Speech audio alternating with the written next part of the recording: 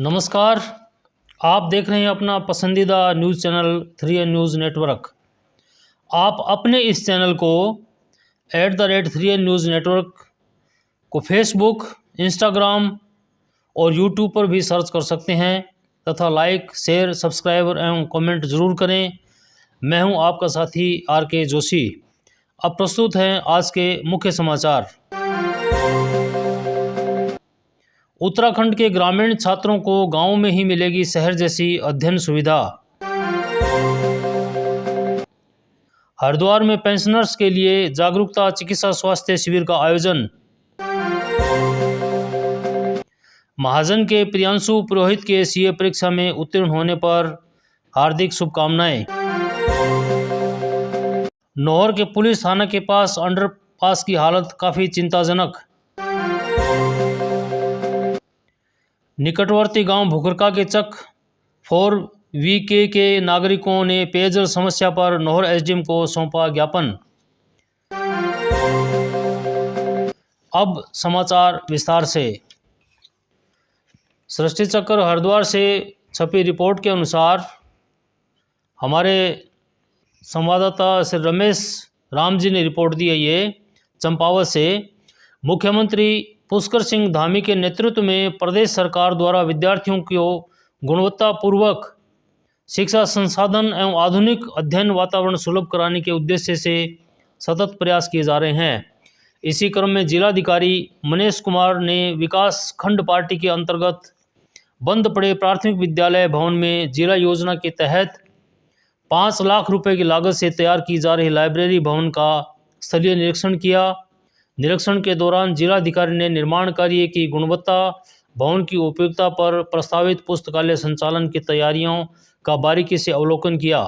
उन्होंने संबंधित अधिकारियों को निर्देशित किया कि भवन में आवश्यक मरम्मत कार्यों को शीघ्रता से पूर्ण करते हुए फर्नीचर, अध्ययन टेबल, कुर्सियां एवं अध्ययन सामग्री की समुचित व्यवस्था सुनिश्चित की जाए। खंड विकास अधिकारी अवनीश उपाध्याय जी ने जानकारी दी कि पूर्व में उक्त विद्यालय के छात्रों की संख्या 0 होने के कारण यह भवन अनुपयोगी था। अब इस भवन का उपयोग एक लाइब्रेरी भवन के रूप में किया जा रहा है, जिसमें लगभग 17 विद्यार्थियों के बैठने की व्यवस्था की जा रही है। जिलाधिकारी श्री मनीष कुमार ने अधिकारियों को स्पष्ट निर्देश दिए कि निर्माण कार्य की गुणवत्ता में किसी प्रकार की शिथिलता न बरती जाए और सभी कार्य 1 सप्ताह के भीतर पूर्ण कर पुस्तकालय को विद्यार्थियों के उपयोग हेतु प्रारंभ किया जाए। उन्होंने कहा कि ग्रामीण एवं दूरस्थ क्षेत्रों में शहरों जैसी शैक्षिक सुविधाएं उपलब्ध कराना शासन की सर्वोच्च प्राथमिकताओं में शामिल है। उन्होंने यह भी बताया कि ये लाइब्रेरी न केवल विद्यालयहीन छात्रों के लिए बल्कि क्षेत्र के अन्य इच्छुक विद्यार्थियों के लिए भी अध्ययन और प्रतियोगी परीक्षाओं में की तैयारी में सशक्त केंद्र बनेगी। निरीक्षण के दौरान मुख्य विकास अधिकारी डॉक्टर श्री GS खाती, खंड विकास अधिकारी श्री पाटी अविनाश उपाध्याय सहित अन्य उपस्थित रहे। अगली खबर के अनुसार अगली खबर भी हमारे सृष्टि चक्र से ही प्रकाशित अमित कुमार गुप्ता जी की रिपोर्ट है। हरिद्वार से ही वरिष्ठ कोषाधिकारी अजय कुमार ने बताया कि निदेशालय कोषागार पेंशन एवं हकदारी देहरादून के आदेशानुसार उत्तराखंड राज्य की स्थापना की रजत जयंती वर्ष के उपलक्ष्य में 9 नवंबर तक मनाए जाने वाले रजत जयंती सप्ताह के अंतर्गत आज उप कोषागार हरिद्वार के पेंशनर्स के लिए एक जागरूकता कार्यक्रम के अंतर्गत चिकित्सा स्वास्थ्य शिविर का आयोजन किया गया। उक्त पेंशनर जागरूकता कार्यक्रम के अंतर्गत आयोजित चिकित्सा स्वास्थ्य शिविर में जनपद के लगभग 30 राजकीय पेंशनर्स पारिवारिक पेंशनरों को चिकित्सा सेवाओं का लाभ प्रदान किया गया। इसके अतिरिक्त जागरूकता कार्यक्रम में उपस्थित पेंशनर्स पारिवारिक पेंशनर्स को जीवन प्रमाण पत्र, स्मार्टफोन व अन्य माध्यमों से ऑनलाइन जमा किए जाने की प्रक्रिया एवं राज्य सरकार स्वास्थ्य योजना के अंतर्गत प्रदान की जाने वाली सुविधाओं के बारे में विस्तृत जानकारी प्रदान की गई।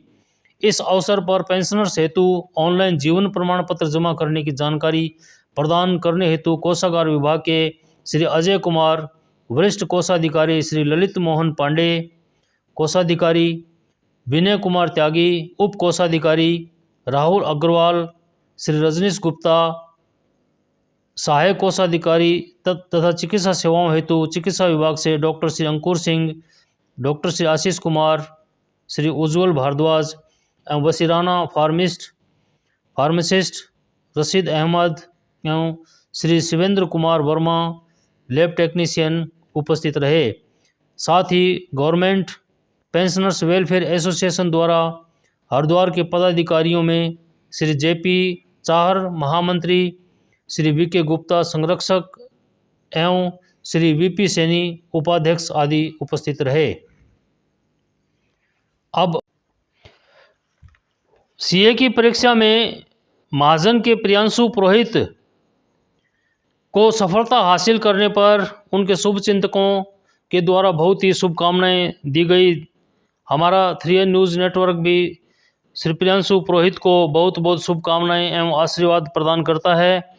उन्होंने ग्रुप 1 में 300 में से 166 अंक प्राप्त किए हैं, जो कि 55.33% है, तथा दूसरे सेकंड ग्रुप में 300 में से 172 अंक प्राप्त किए हैं, जो कि 57.33% है।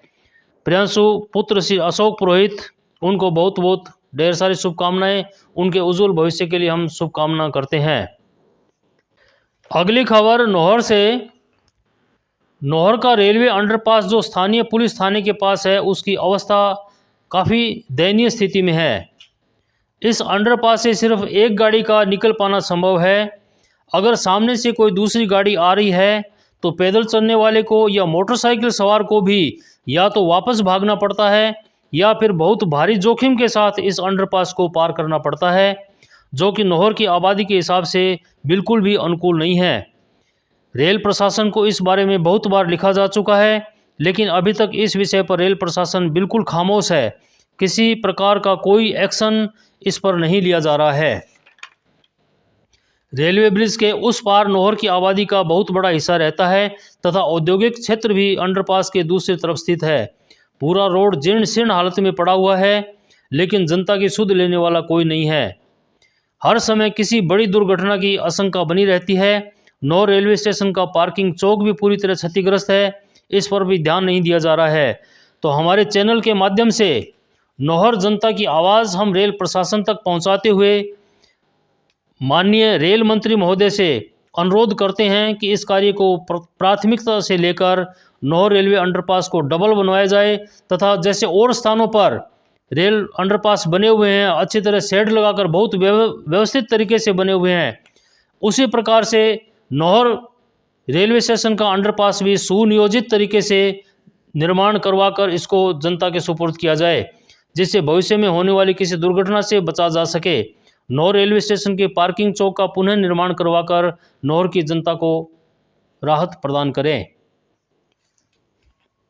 अगली खबर नौहर से ही है, जहां पर पेयजल की समस्या से निजात पाने के लिए भुकरका गांव के निवासी उन्होंने स्थानीय एसडीएम साहब को एक ज्ञापन दिया है और ज्ञापन देते हुए ये बताया गया है कि भुकरका स्थित जलदाय विभाग से उनके यहाँ पेयजल आपूर्ति होती है, लेकिन दीपावली से पहले कि वहाँ मोटर खराब बताई जा रही थी, जिस कारण उनको पेयजल आपूर्ति नहीं मिल रही है।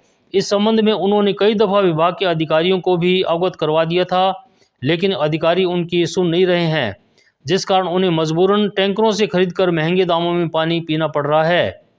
इस पर एसडीएम साहब से राहुल श्रीवास्तव ने संबंधित अधिकारियों से बात कर तुरंत समस्या के निराकरण की बात कही। इस मौके पर श्री पहाड़ सिंह, श्री महावीर प्रसाद, श्री जगदीश, श्री भगवानाराम, श्री संदीप सैनी सहित अन्य ग्रामीण मौजूद रहे। धन्यवाद। आपका दिन शुभ हो। नमस्कार। आप देखते रहिए 3N न्यूज़ और हमें कमेंट करते रहिए, इस चैनल को शेयर करते रहिए, इस चैनल को लाइक करते रहिए, यही आपसे बार बार विनती करते हैं। नमस्कार।